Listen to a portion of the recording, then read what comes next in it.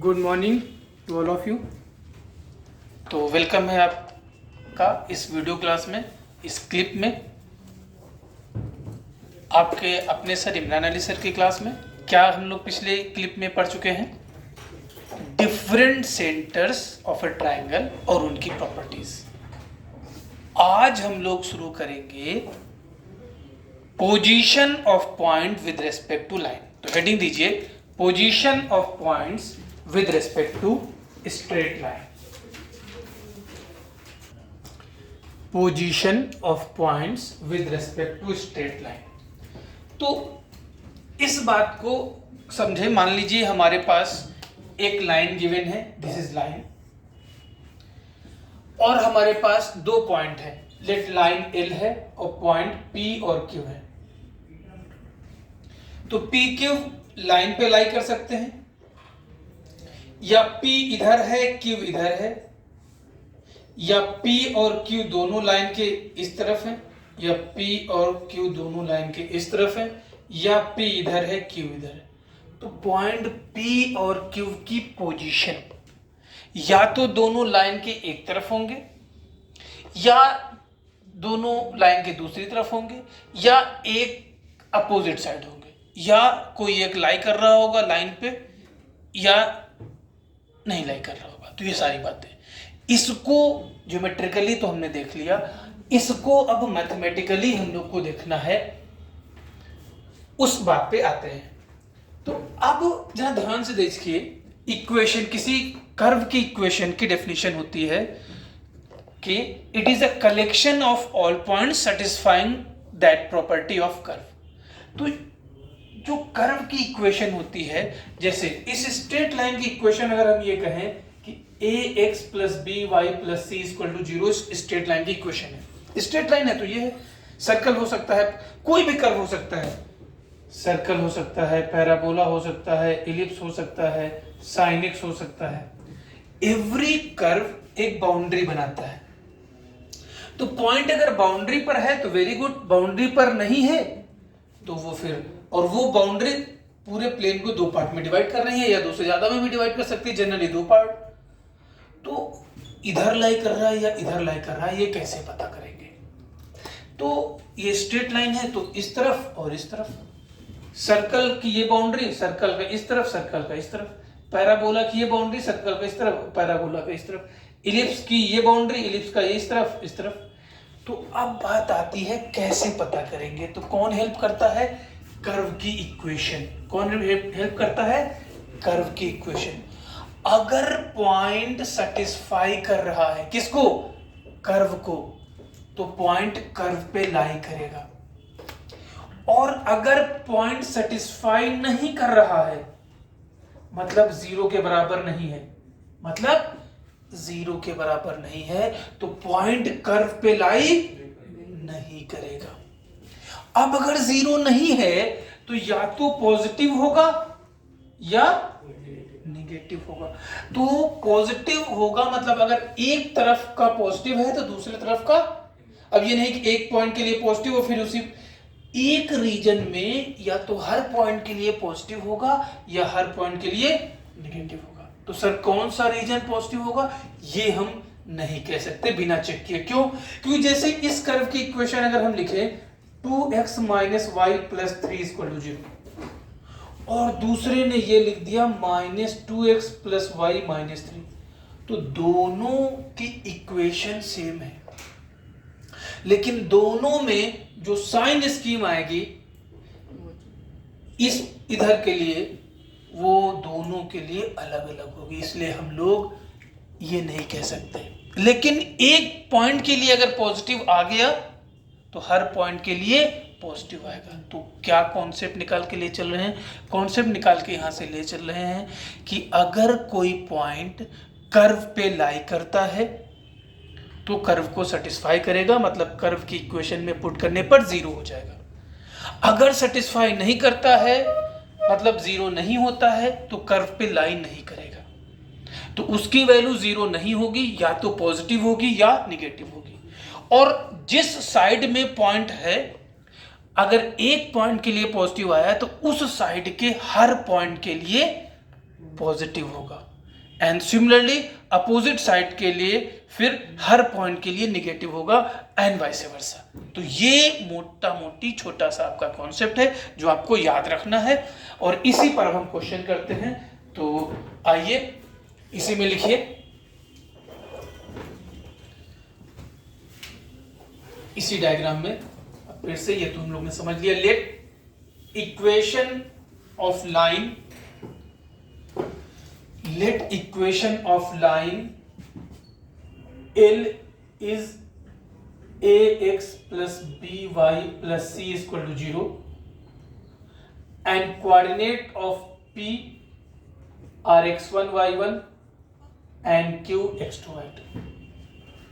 तो अगर हमने पॉइंट P पुट किया, a x1 plus b y1 plus c 0 आया तो पॉइंट P लाइन पर लाई करेगा, 0 नहीं आया तो लाइन पर लाई नहीं करेगा। अगर Q पुट किए, ax2 plus by2 plus c 0 है तो लाइन पर लाई करेगा और 0 नहीं है। तो सबसे पहले हम क्या निकालेंगे, सबसे पहले अब हम लोग हेडिंग क्या है, position of points P and Q, दो पॉइंट की position with respect to line. तो क्या करेंगे, दोनों को पुट करके प्रोडक्ट निकालेंगे।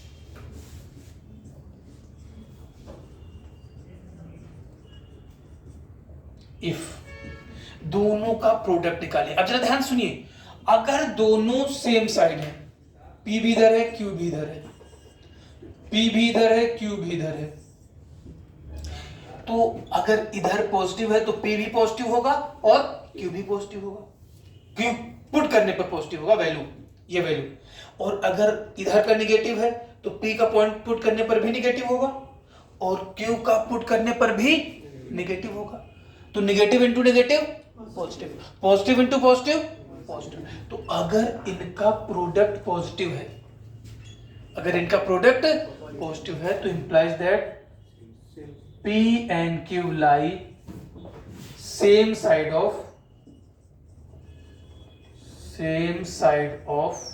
L। इसे हम लोग सेम साइड कहते हैं। लेकिन अगर P इधर है Q इधर है, तो अगर इधर पॉजिटिव है तो इधर निगेटिव होगा, तो प्रोडक्ट निगेटिव। Q इधर है P इधर है तो भी, तो अगर ax1 plus by1 plus c into ax2 plus by2 plus c, अगर प्रोडक्ट निगेटिव है, implies that P and Q lie opposite side, lie on opposite side of L। और अगर इनका प्रोडक्ट 0 है,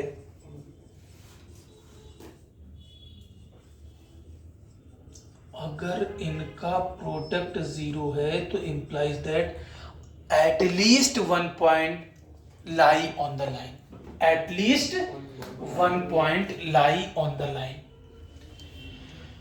at least one point lie on the line।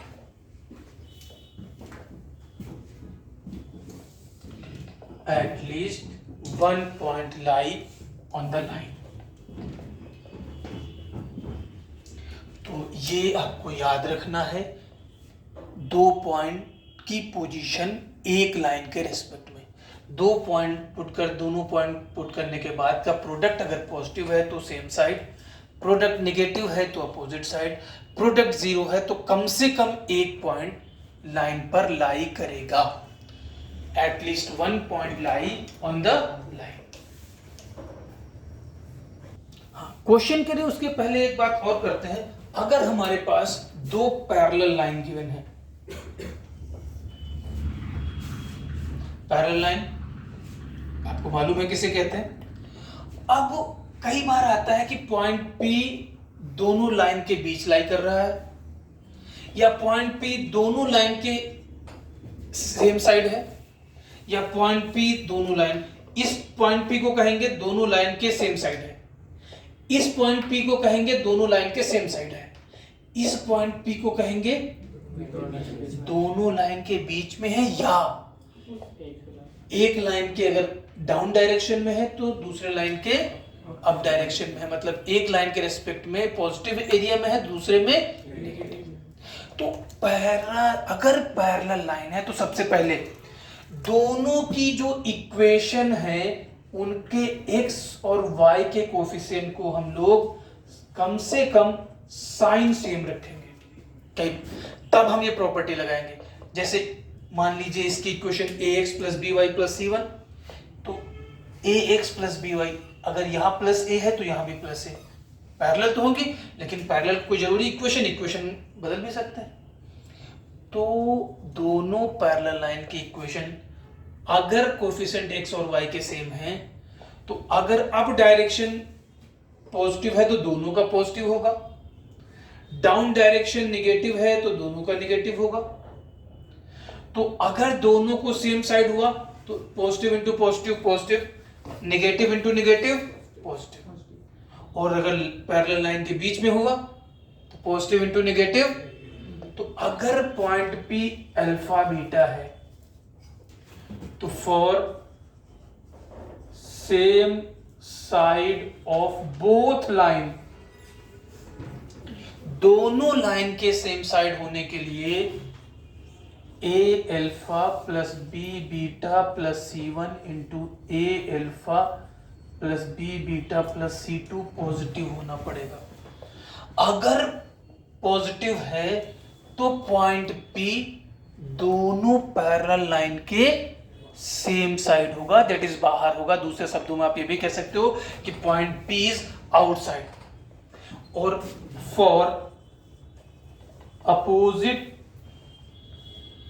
Side of both line, या इसी कह सकते हैं in between of parallel lines, ये कब होगा?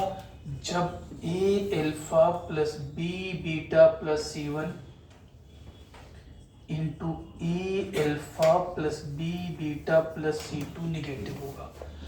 अगर प्रोडक्ट पॉजिटिव है तो, और ये कब? जब x और y के कोफिशिएंट सेम होंगे, तो दोनों पैरेलल लाइन के सेम साइड होगा। अगर प्रोडक्ट निगेटिव है तो दोनों पैरेलल लाइन के अपोजिट साइड में होगा। तो एक दो क्वेश्चन करते हैं फिर आगे बढ़ते हैं।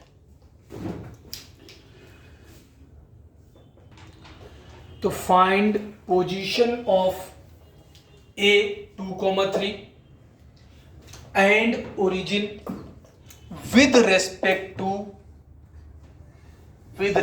to line 3x minus 2y plus 5। तो हम लोग फौरन क्या करेंगे? 2,3 पुट किए, 6 minus 6 plus 5, ओरिजिन पुट किए 0 minus 0 plus 5, 25, which is positive, hence both point lie same side of the line।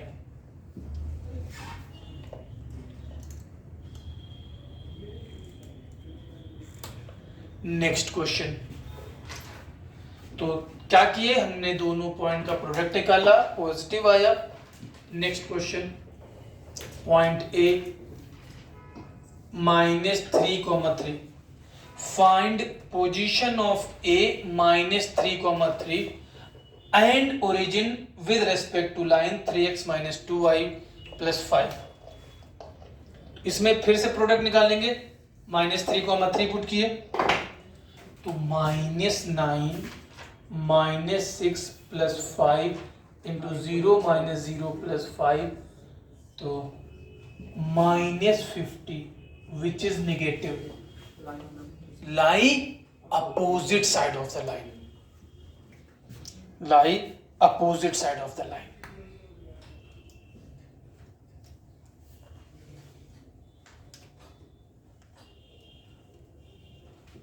lie opposite side of the line।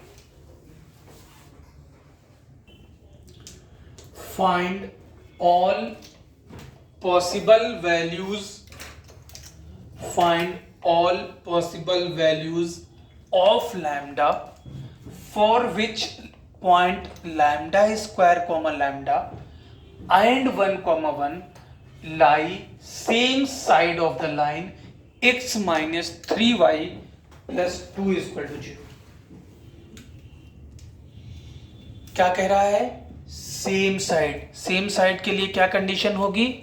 दोनों का प्रोडक्ट, तो lambda square minus 3 lambda plus 2 into 1 minus 3, sorry 1,1 को आप sorry question बदलिए तो 1,2 कर दीजिए।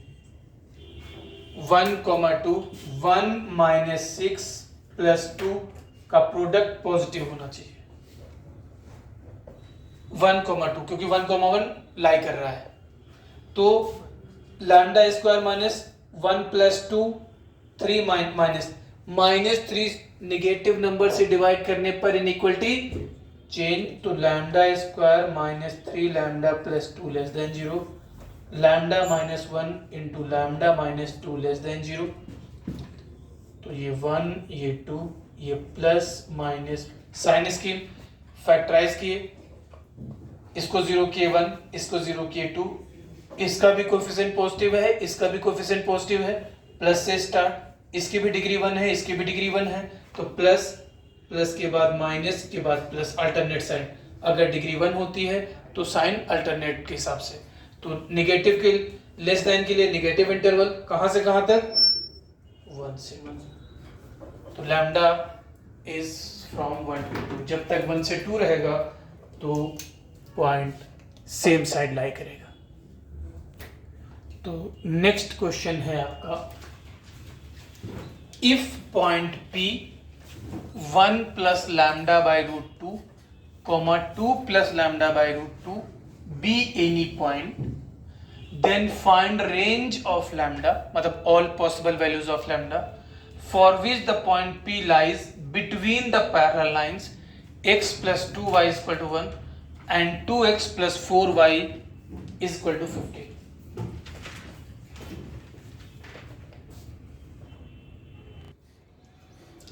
तो आइए देखते हैं, दोनों लाइन पैरेलल हैं, तो सबसे पहले हमने इनको x plus 2y minus 1 equal to 0 और इसको लिख लिए x plus 2y minus 15/2।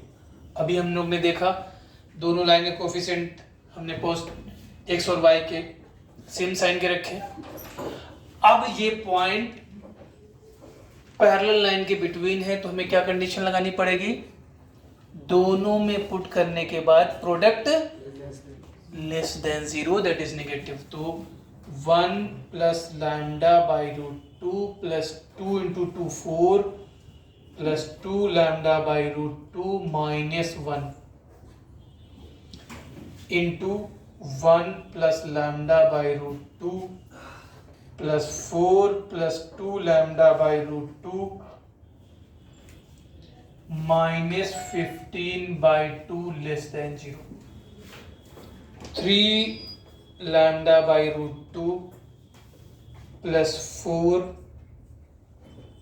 Into 3 lambda by root 2 plus 4 plus 1 5 minus 5/2 less than 0। अब नंबर लाइन ड्रॉ किए, इधर ड्रॉ कर रहे हैं, इसको 0 किए तो माइनस 4√2/3, इसको 0 किए 5√2/6, इसको 0 करो तो 5√2/6। अब इसका भी कोफिशिएंट प्लस है, इसका भी कोफिशिएंट प्लस है, तो प्लस साइन से स्टार्ट होगा, इसकी भी डिग्री 1 है, इसकी भी डिग्री 1 है, तो अल्टरनेट साइन, प्लस के बाद माइनस के बाद प्लस, ये साइन स्कीम में हम लोग पढ़े थे। अब यहाँ लेस देन 0 है, लेस देन 0 के लिए नेगेटिव इंटरवल कहाँ से कहाँ तक है और इक्वलिटी नहीं है, इसलिए स्मॉल ब्रैकेट -4√2/3 कॉमा 5√2/6, ये आपका लैम्डा की वैल्यू। तो पोजीशन ऑफ पॉइंट से रिलेटेड क्वेश्चन हमने देखे। अब इसी पर बेस्ड एक और हेडिंग देते हैं, फिर आगे बढ़ते हैं।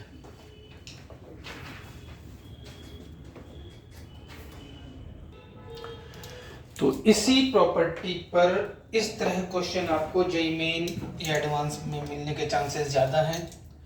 Condition for a point to lie inside the triangle. Condition for a point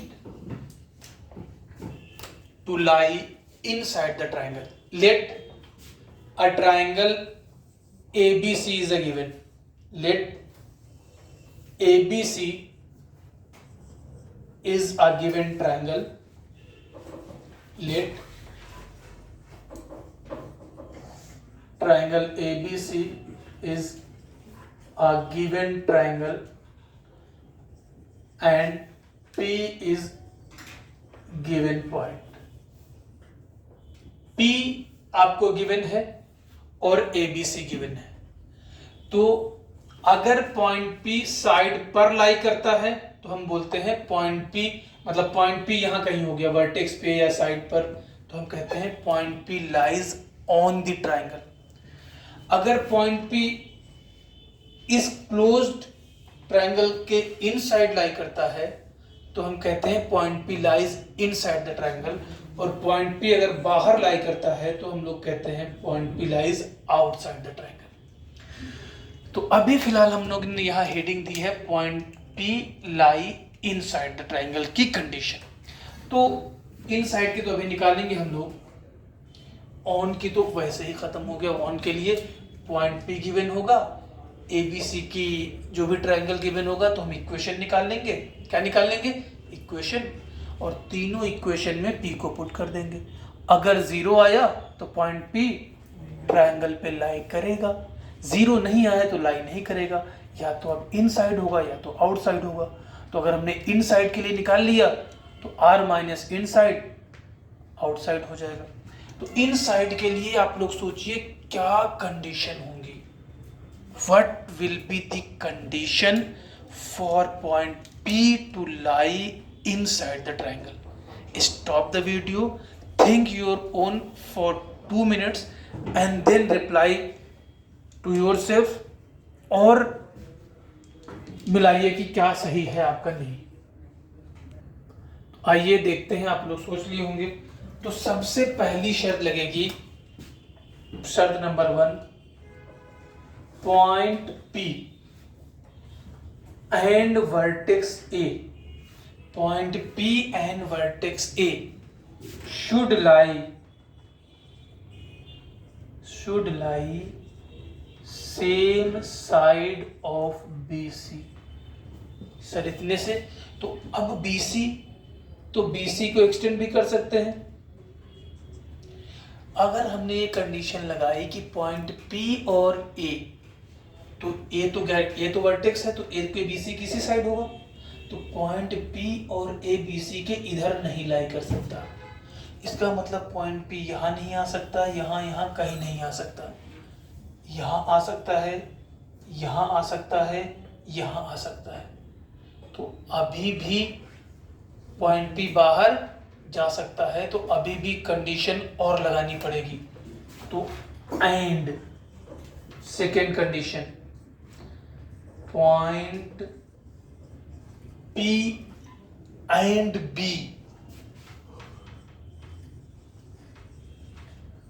should lie same side of CA।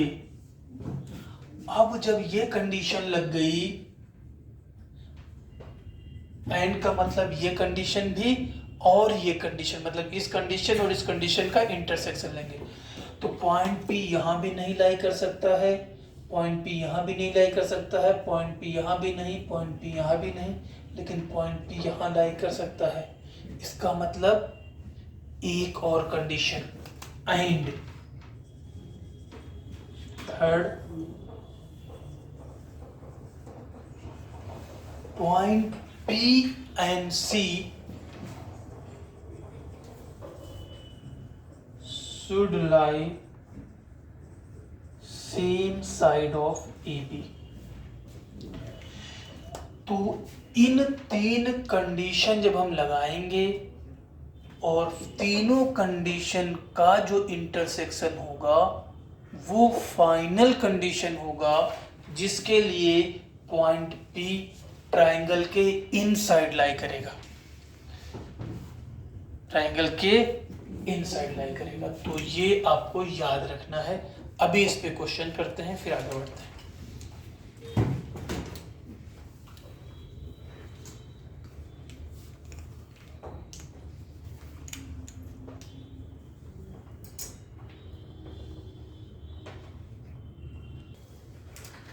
तो जो थ्योरी पढ़ी उस पे पहला क्वेश्चन है आपका, derive the conditions to be imposed on beta so that point 0 comma beta should lie on or inside the triangle having sides y plus 3x plus 2 is equal to 0, 3y minus 2x minus 5 is equal to 0 and 4y plus x minus 14 is equal to 0.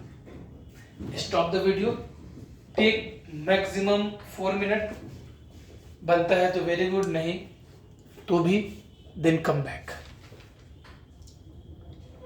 तो आपको triangle ABC given है। सबसे पहले आप क्या करेंगे, vertex ABC के coordinate निकालेंगे और फिर कंडीशन लगाते चले जाएंगे, तीनों का इंटरसेक्शन लेंगे। खटाखट करिए जल्दी से। तो कैसे सॉल्व करेंगे, तो आइए देखते हैं। हमें ट्रायंगल एबीसी हमने बना लिया, बीसी की इक्वेशन को कुछ कहा नहीं था ये। तो सबसे पहले हम लोग को पॉइंट ए और पी सेम साइड, तो पॉइंट ए का कोऑर्डिनेट चाहिए। तो फॉर पॉइंट ए क्या करना पड़ेगा, इसे और इसे सॉल्व करना पड़ेगा। That is 4y plus x minus 14 is equal to 0, 3y minus 2x minus 5। तो इसको 2 से मल्टीप्लाई किए, 8y plus 2x minus 28 is equal to 0, 3y minus 2x minus 5 is equal to 0, add कर दिए 11y minus 33 y is equal to 3। तो a का y coordinate 3 आ गया, तो y यहां पुट किए, 12 माइनस 14 2 आ गया फॉर पॉइंट a।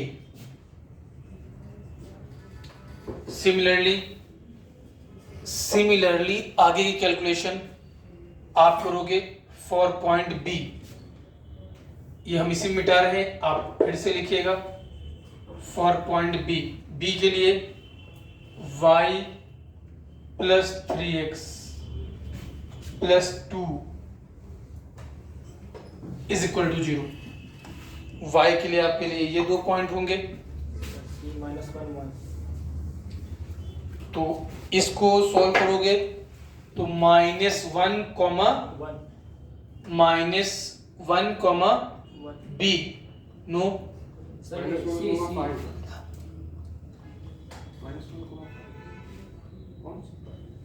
बी का कोऑर्डिनेट, तो 3 से multiply 12y plus 3x minus 42 y plus 3x minus 2 is equal to 0 plus minus minus 11y, y इसको हम लोग ने 3 से मल्टीप्लाई किया था, 4y plus x, 12y plus 3x minus 42, ये प्लस 2 था तो सब्ट्रैक्ट होगा, तो minus 44 is equal to 0, y is equal to 4। तो y की वैल्यू 4, x की वैल्यू -2। सिमिलरली c का कोऑर्डिनेट -1 -1, तो इसको सॉल्व करोगे तो ये आपका vertex a, p and c के कोऑर्डिनेट आ गए। कैसे, इंटरसेक्शन ऑफ लाइंस। अब हम लोग से मिटा रहे हैं, तो पॉइंट ए का कोऑर्डिनेट आया 2,3, पॉइंट बी का कोऑर्डिनेट आया -2,4, पॉइंट सी का कोऑर्डिनेट आया अब हम लोग को कंडीशन क्या लगानी है, कंडीशन लगानी है पॉइंट पी ट्राइंगल के अंदर या ऑन द ट्राइंगल हो। इसका मतलब ए and P should lie same side of BC या P लाई ऑन BC। क्यों? क्योंकि इन साइड के साथ साथ ऑन द ट्राइंगल है, तो सेम साइड के लिए क्या होगा, सेम साइड के लिए प्रोडक्ट। तो पहले ए का कोऑर्डिनेट इसमें पुट किए तो 3 + 6 + 2 इंटू बी का कोऑर्डिनेट पुट किए बीटा +0 + 2 प्रोडक्ट पॉजिटिव या इक्वल टू 0। क्यों? क्योंकि ऑन से ये 0 हो जाएगा 0, बीटा पुट करने पे, तो प्रोडक्ट पॉजिटिव या 0 होगा। तो 6 + 3 9 + 2 11 पॉजिटिव नंबर है। पॉजिटिव नंबर से डिवाइड करने पर इनइक्वालिटी चेंज नहीं होगी। Beta greater than equal to -2, beta greater than equal to -2। ये ए एंड पी के लिए आई, and B and P should lie same side of C A, और पूरा चीज वही, और पी लाई ऑन सी ए। अब P यहां है, CA यहां है, तो पहले B पुट किए तो 12 + 4 -5 इंटू 3 बीटा -0 -5 भी ग्रेटर देन इक्वल टू 0। तो यहाँ पर भी 11 आया। 11 पॉजिटिव नंबर है, पॉजिटिव नंबर से डिवाइड करने पर इनइक्वालिटी चेंज नहीं होगी। तो यहाँ से आपका आ गया beta greater than equal to 5/3। फिर एंड तीसरी कंडीशन क्या होगी, C and P should lie same side of AB और P lies on the AB, और P lies on the AB। AB कहाँ गई, ये है, तो पहले माइनस, तो 4 -1 -14 into 4 beta +0 -14 greater than same side, और on the side greater than same के लिए, ऑन द के लिए 0। -11 निगेटिव नंबर है, निगेटिव नंबर से डिवाइड करने पर इनइक्वालिटी चेंज हो जाएगी। तो 4 beta -14 less than beta less than equal to 7/2। अब तीनों किस कंडीशन के साथ जुड़े हैं, एंड के साथ। तो तीनों का क्या लेंगे, इंटरसेक्शन। तो पहले नंबर लाइन पे ड्रॉ करते हैं। ये क्या कह रहा है, beta greater than equal to -2, beta greater than equal to -2। ये क्या कह रहा है, beta greater than equal to 5/3, beta greater than equal to 5/3। ये क्या कह रहा है, बीटा लेस देन 7। 5/3 का मतलब 1 पॉइंट समथिंग, 7/2 का मतलब 3 पॉइंट, तो 7/2 यहाँ कहीं होगा। लेस देन का मतलब लेफ्ट। तीनों एंड से कनेक्ट हैं, इसका मतलब तीनों का इंटरसेक्शन। तीनों का इंटरसेक्शन का मतलब जहां तीनों साथ साथ हो। तीनों साथ साथ कहाँ हैं, यहाँ पर हैं। तो बीटा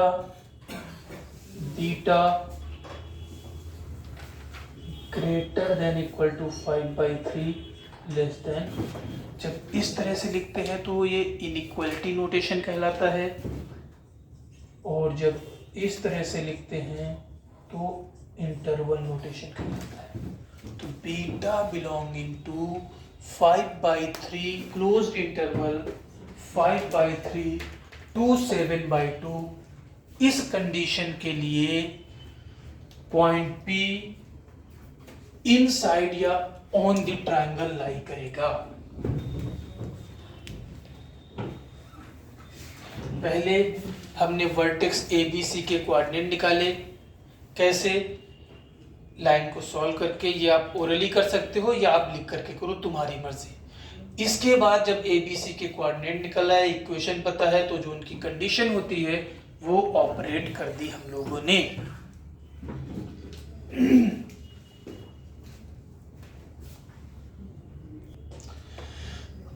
अब इसी क्वेश्चन को अपन लोग ग्राफिकली बनाएंगे, तो यहीं पर नेक्स्ट हेडिंग हमारी होगी इसी क्वेश्चन को सॉल्व करने का alternate method, that is graphical method. तो ग्राफिकल मेथड कुछ नया नहीं होगा, बहुत आसान, या जो भी होगा वो तो बात की बात है। करेंगे क्या ये देखते हैं ग्राफिकल मेथड में।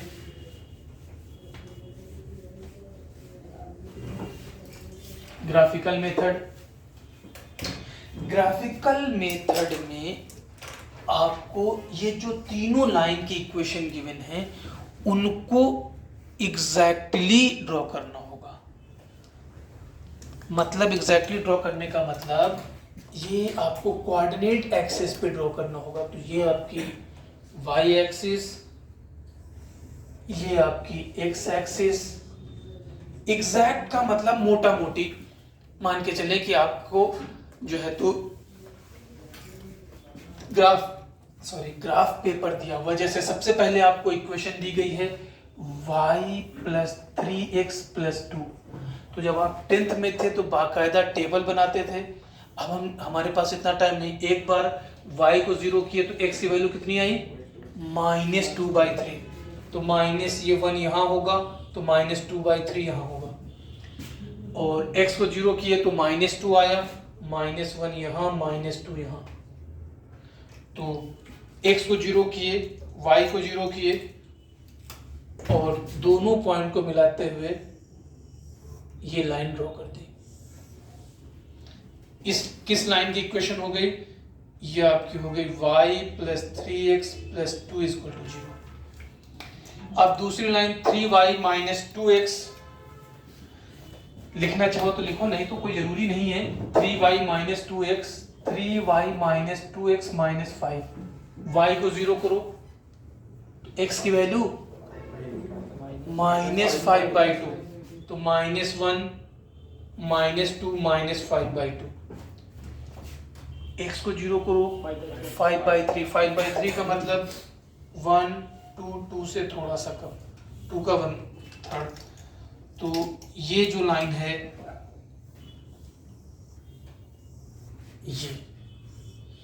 ये आपकी इक्वेशन किसकी हो जाएगी? ये इक्वेशन हो जाएगी 3y - 2x - 5 = 0। अब तीसरी लाइन है 4y + x - 14। तो y को 0 करो तो x की वैल्यू 1404 यहाँ कहीं, x को 0 करो 7/2 का मतलब 2 3 3.5, 3.5 और 14 वहां कहीं मिलेगा। तो ये आपका ट्रायंगल बन गया। इस लाइन की इक्वेशन 4y + x - 14। अब अगर आप देखोगे तो मोटा मोटी डायग्राम से ही दिख रहा है, ये 2,3 है, ये आपका -1,1 है, और ये आपका कितना है, कितना निकला था? -2,4। तो ये आपका, और अगर ना भी लिखो तो कोई जरूरत नहीं है। अब जरा ध्यान से देखिए, पॉइंट P क्या है? पॉइंट P 0, बीटा है। तो जरा आप अपने से सोच के अपने में ही बोलो, पॉइंट P 0, बीटा है, पॉइंट P कहां लाई करेगा? पॉइंट P y एक्सिस पे लाई करेगा। क्यों? x कोऑर्डिनेट 0 है, x कोऑर्डिनेट 0 होने की वजह से पॉइंट P, और पॉइंट P को कहां लाई करना है? पॉइंट P को लाई करना है ट्रायंगल पर या ट्रायंगल के अंदर, मतलब पॉइंट P यहां से यहां तक जा सकता है। मतलब पॉइंट P की मिनिमम, बीटा की मिनिमम वैल्यू यहां मिलेगी, बीटा की मैक्सिमम वैल्यू यहां मिलेगी। तो बीटा की मिनिमम वैल्यू कहां से मिलेगी? इस लाइन की इक्वेशन से। तो इसमें 5/3 और मैक्सिमम वैल्यू यहाँ से मिलेगी 7/2। एक लाइन में खत्म। मतलब जितनी देर में आपने इंटर्स यहाँ पे और वर्टेक्स की भी जरूरत नहीं है इस क्वेश्चन में, वर्टेक्स की भी जरूरत नहीं है। जितने वो तो वर्टेक्स हमने लिख दिया क्योंकि अभी इसके पहले निकाली थे, याद थे तो वहां से लिख दिए।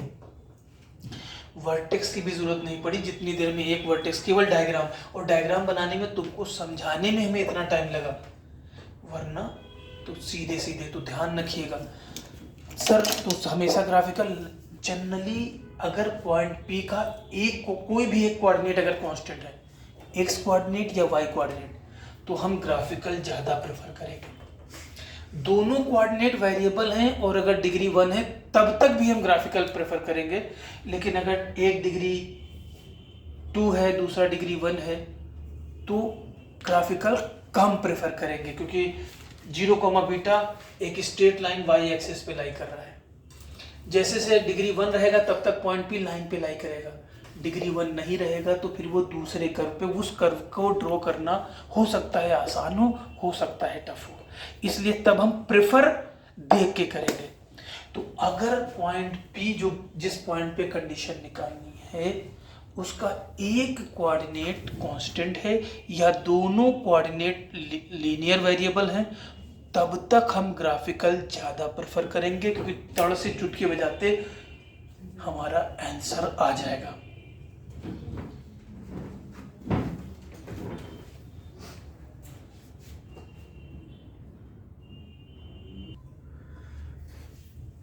तो ये था हमारा ग्राफिकल मेथड और इसको पहले हमने देखा।